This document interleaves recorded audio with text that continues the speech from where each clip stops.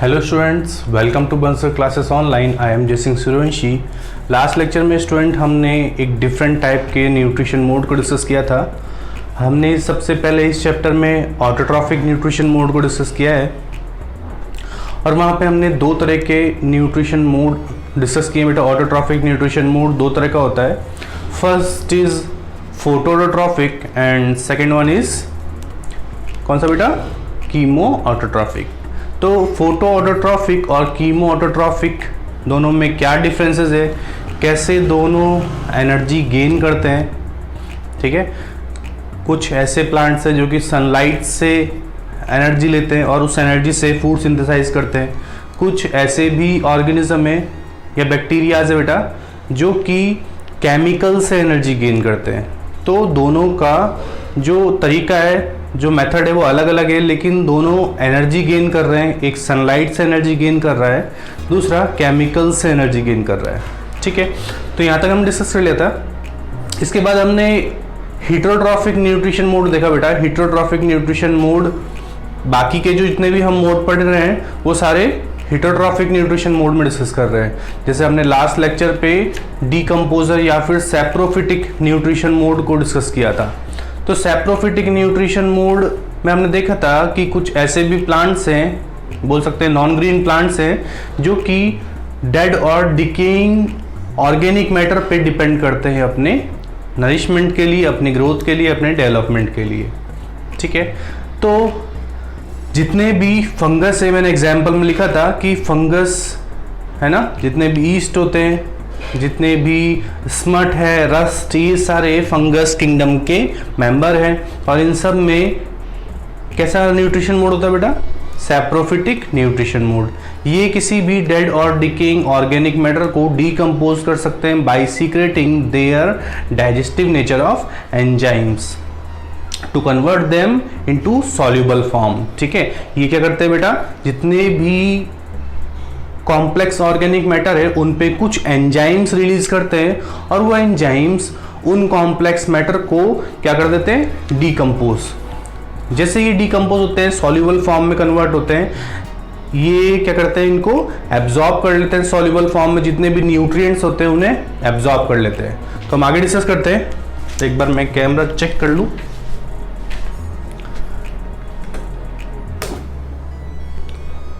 ठीक है बेटा, साफ है एकदम। तो हमने लास्ट लेक्चर में सैप्रोफिटिक न्यूट्रिशन मोड को डिस्कस किया था। आगे लिखते हैं बेटा हम।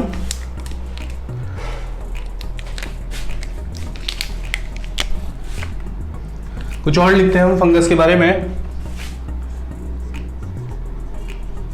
They have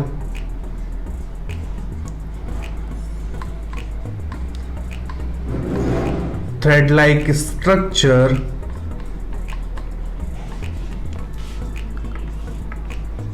is called hyphae, ठीक है। जो इसमें थ्रेड लाइक स्ट्रक्चर होती है बेटा, फंगस की बॉडी कैसी होती है? थ्रेड लाइक होती है, फिलामेंटस बॉडी होती है। तो इसमें जो थ्रेड लाइक स्ट्रक्चर है उसे बोलते हैं हम hyphae.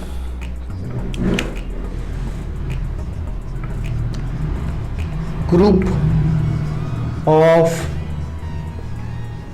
hyphae is called mycelium. Group of hyphae is called mycelium.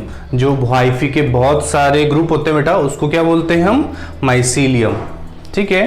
तो ये माइसीलियम जो होता है, ये हाइफी जो होते हैं, ये सरफेस अटैचमेंट में हेल्प करते हैं, सरफेस से जुड़ने में मदद करते हैं, ठीक है। तो इसमें थ्रेड लाइक स्ट्रक्चर होती है, इसे बोलते हैं हम हाइफी, और हाइफी के ग्रुप को बोलते हैं हम माइसीलियम। तो एक पॉइंट और लिख देता हूं। दे हैव माइसीलियम बॉडी, ठीक है। कैसी बॉडी होती है इनकी? माइसीलियम, या बोल सकते हैं हम फिलामेंटस बॉडी। नोट डाउन कीजिए बेटा।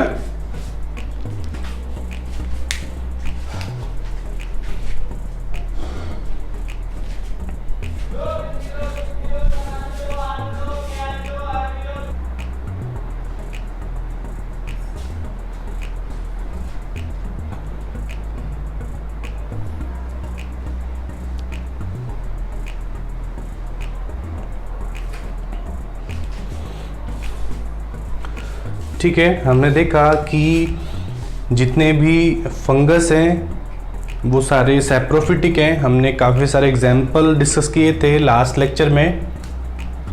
हमने देखा कि जितने भी सैप्रोफिटिक प्लांट्स हैं जिनमें सैप्रोफिटिक न्यूट्रिशन प्रेजेंट, जैसे फंगस, तो फंगस में थ्रेड लाइक स्ट्रक्चर होती है और उस थ्रेड लाइक स्ट्रक्चर को बोलते हैं हम हाइफी। इसके बाद में हमने देखा कि जो नेटवर्क है या फिर जो ग्रुप है हाइफी का, उसको बोलते हैं हम माइसीलियम।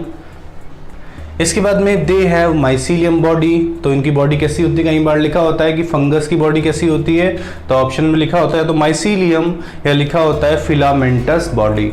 तो आपको दोनों में से कुछ भी ऑप्शन में लिखा सकता है, आपको माइसीलियम या फिलामेंटस दोनों में से कुछ भी दिखे तो करेक्ट करना है उसको। ठीक है, रफ कर देता हूँ मैं इसको।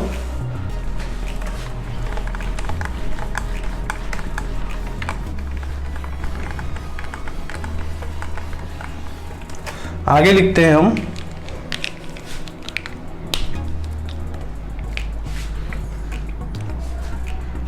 Fungus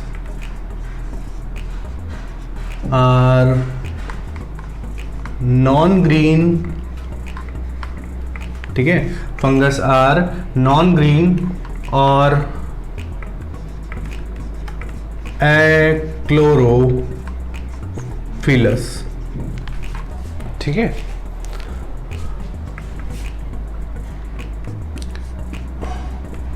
they do not have chlorophyll to synthesize food।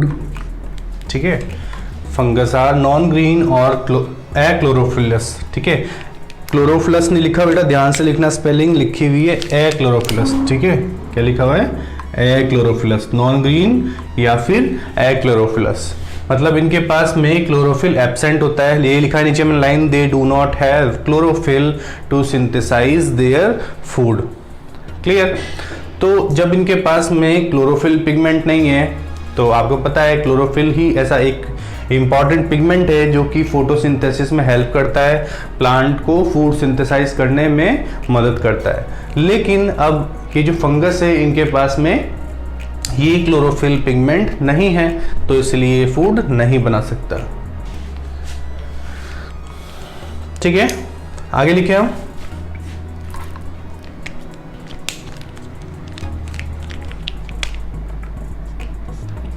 they generally grow in moist और humid weather।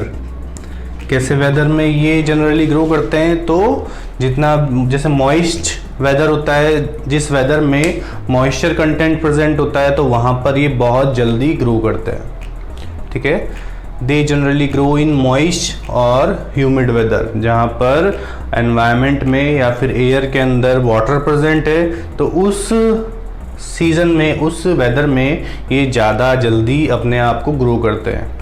ठीक है, तो कब करते हैं, मतलब ये रेनी सीजन में बहुत ज़्यादा ग्रो होते हैं। आपने देखा होगा फंगस बहुत ज़्यादा ग्रो हो जाते हैं रेनी सीजन के अंदर। ठीक है, नोट डाउन कीजिए।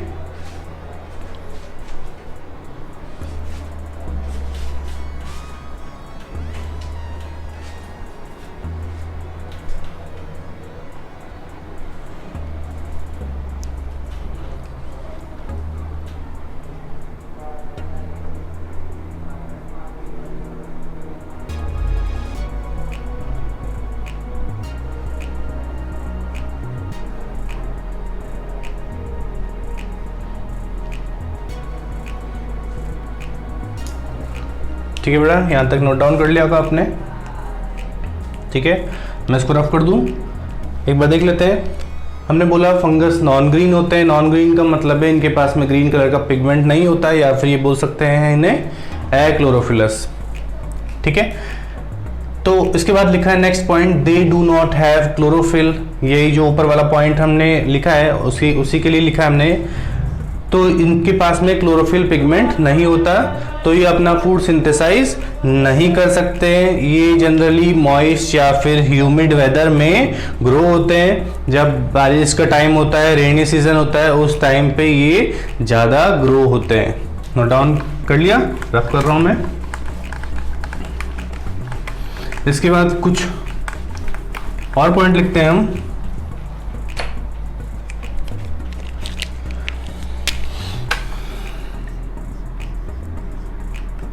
They can decompose organic matter by secreting some digestive juices on them to convert it into soluble form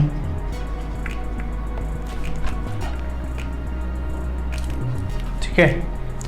तो ये करते हैं, they can decompose organic matter by secreting some digestive nature of juices on them to convert it into soluble form। ठीक है, तो जितना भी complex organic matter है उस पे ये कुछ एंजाइम्स उन पे ये कुछ एंजाइम्स रिलीज करते हैं, और ये एंजाइम्स या डाइजेस्टिव जूसेस, ठीक है बेटा, ये जो डाइजेस्टिव जूसेस है, ये जो डाइजेस्टिव जूसेस है, इनमें कुछ एंजाइम्स प्रेजेंट होते हैं, डाइजेस्टिव एंजाइम्स, और ये एंजाइम्स इस कॉम्प्लेक्स फूड को या जितना भी ऑर्गेनिक मैटर है उस ऑर्गेनिक मैटर को सॉल्युबल फॉर्म में कन्वर्ट कर देती है।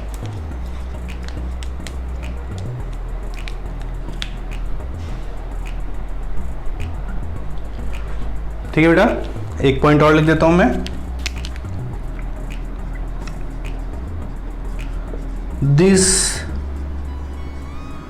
nutrition mode is also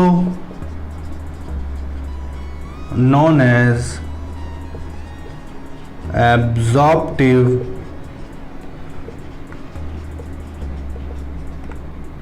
nutrition mode।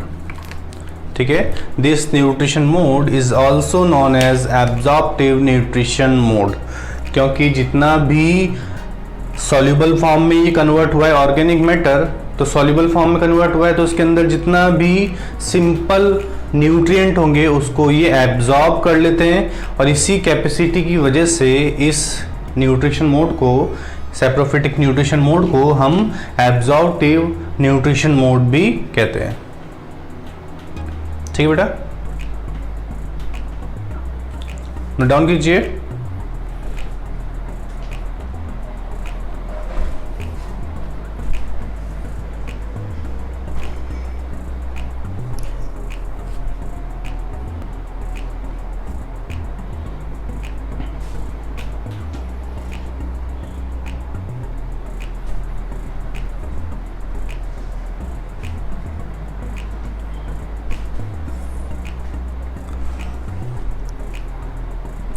ठीक है, मैं इसको रफ कर रहा हूँ बेटा। इसको एब्जॉर्प्टिव न्यूट्रिशन मोड भी बोलते हैं हम, क्योंकि ये सॉल्युबल फॉर्म से अपने न्यूट्रिशन को एब्जॉर्ब कर लेते हैं। They absorb nutrients from this soluble form. इसके बाद आगे लिखते हैं,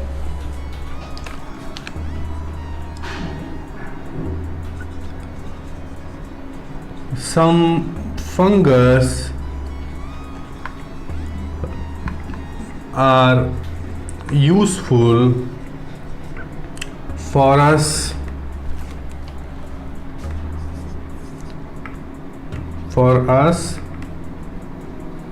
such as फर्स्ट, है ना।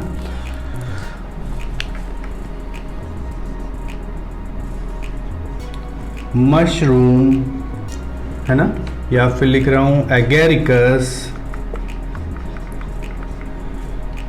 Is edible variety of mushroom, ठीक है, मशरूम इज एडिबल वैरायटी, ठीक है। या फिर इस तरीके थोड़ा सा और चेंज कर लो इसको यहाँ मशरूम रहने दो, इसको बस इस तरीके से लिख लो, एगेरिकस इज, ठीक है, इसको इस तरीके से लिख लो, ज़्यादा सही लगेगा point.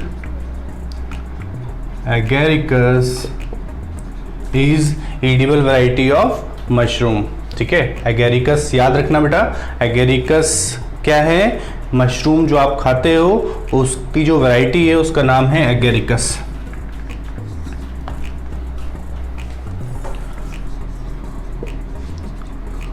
First antibiotic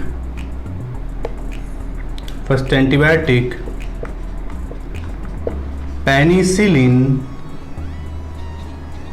was obtained by, किससे ऑब्टेन की गई थी बेटा, एक मोल्ड से ऑब्टेन की गई थी, इसका नाम है Penicillium notatum, and Penicillium notatum is a mould, ठीक है। फर्स्ट एंटीबायोटिक जो है पेनिसिलिन थी, और पेनिसिलिन किससे ऑब्टेन की गई थी, तो it was obtain bye Penicillium notatum, and Penicillium notatum is a mould. Penicillium notatum एक मोल्ड है ना, फंगस फैमिली का ही एक मेंबर है, और इसी पेनिसिलियम यू है बेटा, ये है ना, इसी पेनिसिलियम नोटेटम से फर्स्ट एंटीबायोटिक ऑब्टेन की गई थी। एक और पॉइंट लिखता हूं नीचे, एंड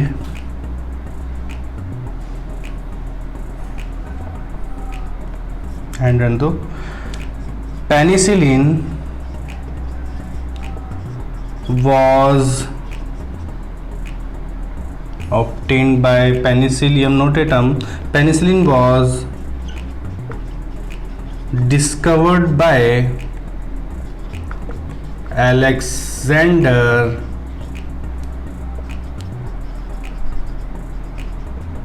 Fleming, ठीक है। पेनिसिलिन एक मोल्ड से ऑब्टेन की गई थी, और उस मोल्ड का नाम है बेटा, ये रेड से अंडरलाइन कर देता हूं मैं, पेनिसिलियम नोटेटम। ये तो एक मोल्ड था, फंगस फैमिली का एक मेंबर है, और इससे एक एंटीबायोटिक ऑब्टेन की गई थी, फर्स्ट एंटीबायोटिक, जिसका नाम है पेनिसिलिन, ठीक है।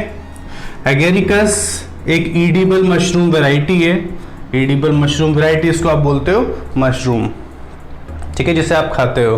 तो फंगस को एज अ फूड भी यूज़ किया जाता है, और पेनिसिलिन की डिस्कवरी करने का क्रेडिट जो है बेटा वो जाता है एक साइंटिस्ट को, और उस साइंटिस्ट का नाम है अलेक्जेंडर फ्लेमिंग, ठीक है।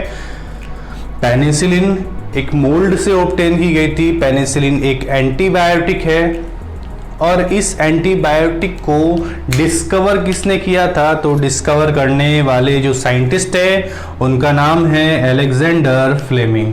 क्या नाम है? Alexander Fleming. अब आप सोच रहे होगे ये एंटीबायोटिक क्या होते हैं बेटा, तो एंटीबायोटिक कुछ केमिकल्स होते हैं जो कि दूसरे माइक्रो ऑर्गेनिज्म की ग्रोथ को रोकते हैं, ठीक है। एंटीबायोटिक्स कुछ केमिकल्स होते हैं ऐसे, और ये केमिकल्स दूसरे माइक्रो ऑर्गेनिजम्स की ग्रोथ को इनहिबिट करते हैं, उसे रोकते हैं। जैसे कुछ ऐसी एंटीबायोटिक्स होती है बेटा जो कि बैक्टीरिया, दूसरे बैक्टीरियाज के ऊपर एफिशिएंट होती है, बहुत ज़्यादा इफेक्टिव होती है, और उनको ग्रो नहीं होने देती, ठीक है। और ये जो एंटीबायोटिक्स है ये ऑर्गेनिक होती है बेटा, बहुत सारे माइक्रो ऑर्गेनिज्म से ऑब्टेन की जाती है, अलग अलग, जैसे फंगस से भी ऑब्टेन की जाती है, बैक्टीरिया से भी ऑब्टेन की जाती है। तो ये वाली जो एंटीबायोटिक थी पेनिसिलिन, और ये पेनिसिलिन किससे ऑब्टेन की गई थी? तो पेनिसिलियम नोटेटम जो कि एक मोल्ड है उससे ऑब्टेन की गई थी। और मोल्ड क्या है बेटा? मोल्ड मैंने लिखाया था लास्ट लेक्चर में आपको एग्जाम्पल सैप्रोफिटिक के, कि mould, rust, smut, east, mushroom, ये सारे फंगस फैमिली के मेंबर हैं, फंगस किंगडम के मेंबर हैं। पेनिसिलिन को डिस्कवरी करने वाले जो फर्स्ट साइंटिस्ट थे उनका नाम है अलेक्जेंडर फ्लेमिंग। बहुत इंपॉर्टेंट है, आपको जो है बेटा नेक्स्ट क्लास जो है बेटा आपको उसमें ये पढ़ने को मिलेगा अलेक्जेंडर फ्लेमिंग के बारे में कि पेनिसिलिन की डिस्कवरी कैसे हुई थी। जब आप 8th क्लास में जाओगे तो आपको वहाँ पे पढ़ने को मिलेगा कि अलेक्जेंडर फ्लेमिंग ने पेनिसिलिन की डिस्कवरी कैसे की थी। तो अभी नोट डाउन कीजिए इसको।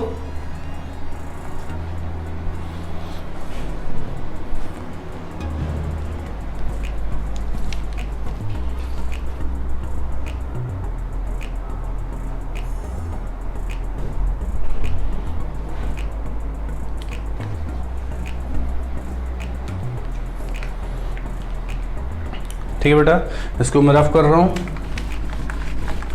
कुछ और इम्पॉर्टेंट पॉइंट्स लिख लेते हैं जहाँ से क्वेश्चन बन जाते हैं अक्सर।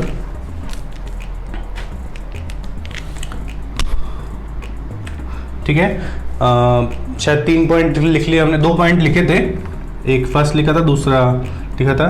इसका जो भी पॉइंट चल रहा है आपको लिख लेना। मेरे ख्याल शायद 3rd पॉइंट चल रहा था, east is generally used in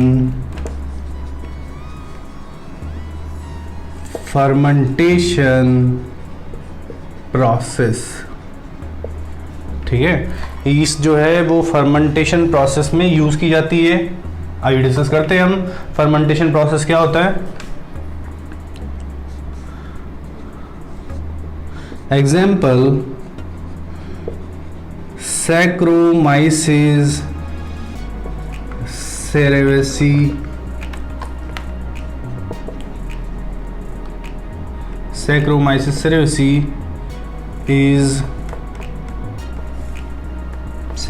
cerevisiae is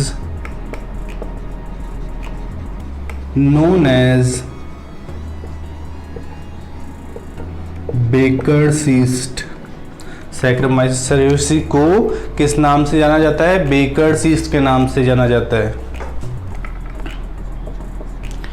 it is used in bread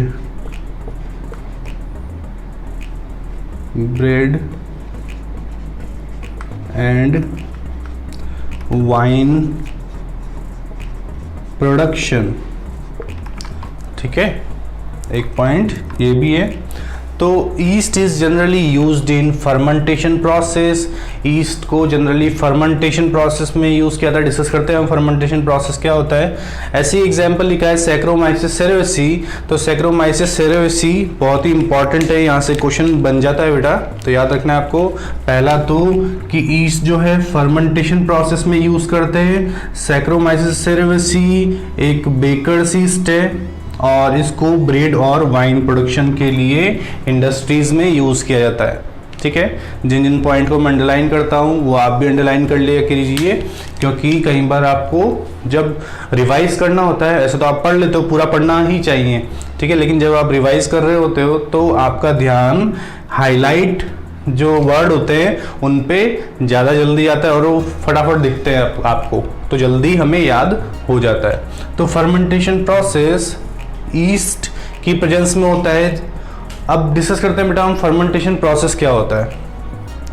तो बेटा इंडस्ट्रीज में जैसे ब्रेड बनाते हैं, ब्रेड को तो चलो रहने दो, लेकिन वाइन प्रोडक्शन या फिर बियर प्रोडक्शन या फिर जितनी भी अल्कोहलिक ड्रिंक्स होती हैं उनको फर्मेंटेशन प्रोसेस के थ्रू तैयार किया जाता है। क्या होता है फर्मेंटेशन प्रोसेस?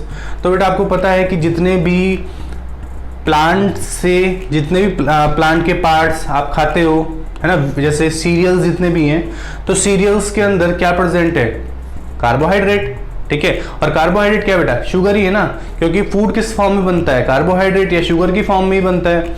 अब उस शुगर को ये ईस्ट यूज करते हैं, ठीक है, उस शुगर को ये ईस्ट यूज करते हैं। और किस कंडीशन में यूज करते हैं, तो एनारोबिक कंडीशन में यूज करते हैं, इन दी एब्सेंस ऑफ ऑक्सीजन, ठीक है। ऑक्सीजन की एब्सेंस में ये क्या करते हैं, उस शुगर को यूज करते हैं और यूज करने के बाद में उस शुगर को अल्कोहल में कन्वर्ट करते हैं। साथ के साथ ही वहां पे कौन सी गैस रिलीज होती है, CO2, ठीक है।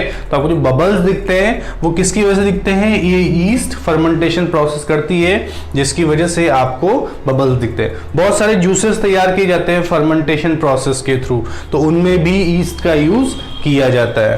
तो जितनी भी शुगर होती है उसको ये ईस्ट यूज करते हैं एनर्जी के लिए, और बदले में क्या प्रोडक्ट देते हैं बेटा, बदले में ये अल्कोहल देते हैं, ठीक है, OH। इसके बाद में एक इंपॉर्टेंट हमने एग्जाम्पल लिखा है ईस्ट का, जो है कि है Saccharomyces cerevisiae. Saccharomyces cerevisiae is known as baker's yeast, क्योंकि इसका बहुत ज्यादा यूज बेकरी इंडस्ट्री में होता है, ब्रेड बनाने के लिए, है ना। जितने भी आप बेकरी के आइटम देखते हैं, जो कि पिज्जा का बेस हो गया बेटा, बर्गर, ठीक है, पाव की जो ब्रेड हो गई, वो सब ब्रेड को आप देखते हो कि एक टेक्सचर होता है उसका, जो फ्लफीनेस होती है वो किसकी वजह से होती है, वो सैक्रोमाइसिस सेरेवेसी की वजह से होती है, ठीक है। उसमें जो पोर्स दिखते हैं आपको वो किसकी वजह से होते हैं, ईस्ट की वजह से, क्योंकि ईस्ट उसमें फर्मेंटेशन प्रोसेस करते हैं और फर्मेंटेशन प्रोसेस होते ही वहां पर CO2 बनती है, और CO2 की वजह से ही उनमें छोटे छोटे से होल्स बन जाते हैं, छोटे छोटे से पोर्स बन जाते हैं, जिसकी वजह से ब्रेड में फ्लफीनेस होती है, ठीक है। जो फ्लफीनेस होती है वो किसकी वजह से होती है बेटा, ईस्ट की वजह से। और क्यों होती है, क्योंकि वहां पर फर्मेंटेशन प्रोसेस होता है in the absence of oxygen. साथ ही साथ में वाइन प्रोडक्शन के लिए भी इसको यूज किया जाता है, और या फिर जितनी भी अल्कोहलिक ड्रिंक्स हैं, जितने भी बेवरेजेस हैं, उनको बनाने के लिए भी इस ईस्ट का यूज किया जाता है। नोट डाउन कीजिए बेटा।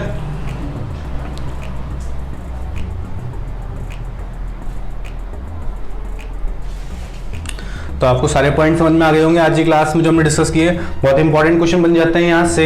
एक तो सैक्रोमाइसिस सेरेवेसी से बहुत इंपॉर्टेंट क्वेश्चन बन जाता है, बेकर्स ईस्ट कौन सा है, तो कई बार लिखा था सैक्रोमाइसिस, और आपको पीछे का ये सेरेवेसी जो स्पीशीज की वो भी आपको याद करनी है। तो कई बार सैक्रोमाइसिस जीनस की काफी सारी स्पीशीज दे देता है आपको, तो आपको पता होना चाहिए सैक्रोमाइसिस की सेरेवेसी वाली स्पीशीज जो है उसको बेकर्स ईस्ट बोला जाता है।